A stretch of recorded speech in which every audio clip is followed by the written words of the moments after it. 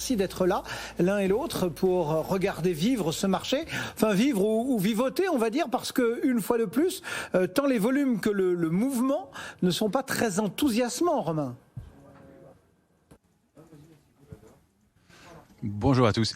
Non, ils sont pas très nerveux ces marchés pour l'instant. Ils sont beaucoup en situation d'attente. On le sait, on est dans une période charnière depuis vendredi, avec les chiffres de l'emploi qui ont rassuré, qui ont permis de s'affranchir de niveaux importants, et puis de la spéculation qui drive beaucoup le marché dans l'immédiat, mais avec des volumes qui sont anémiques. 2,8 milliards hier encore traités sur l'indice parisien pour une hausse de 0,43%. Ça n'est pas beaucoup. Du côté du futur CAC 40, et en ce qui concerne l'intérêt, c'est de l'intérêt spéculatif beaucoup. Entre 6400 et 6500 points, on avait construit 14 000 contrats futurs. Ils ont été détruits, ces 14 000 contrats, au contact des 6500 points, donc dans toute la période de consolidation en partie haute, aux alentours des 6500 qu'on a connus, et sous les 6510. Alors pour fêter le franchissement des 6510 et demi hier, on a quand même construit 2000 nouveaux contrats futurs. Donc il y a toujours un petit peu d'intérêt spéculatif, mais c'est, vous voyez, pas très important.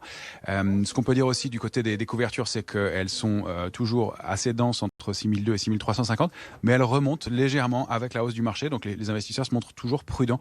Ils accompagnent le mouvement de hausse, et la couverture suit. Donc ça, c'est plutôt intéressant.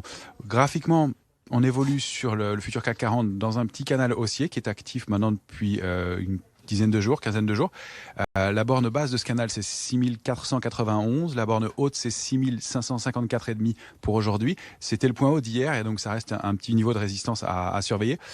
À l'intérieur de ce petit canal, on a un micro trading range qui est donc 6554,5 en haut, 6532,5 est la médiane du range en question, et c'est donc le 6510,5 qui est le point important. Donc on devrait évoluer dans les bornes de ce trading range peut-être dans la journée. Donc pour les plus agressifs, on peut essayer de payer 6532,5 pour retourner voir le haut du canal, et pourquoi pas une extension vers 6583,5. Si on va être plus prudent, on peut attendre un retour vers 6510,5, mais on voit que le marché ne retrace pas beaucoup.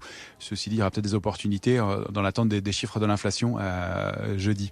Donc voilà, on a un marché qui est pas très dense, mais qui est quand même toujours haussier, avec un petit soutien qu'on constate toujours du côté du secteur automobile, du secteur des valeurs liées à l'aviation. Il y avait Safran qui se porte bien aujourd'hui, qui redémarre un peu, et qui dans le sillage d'Airbus.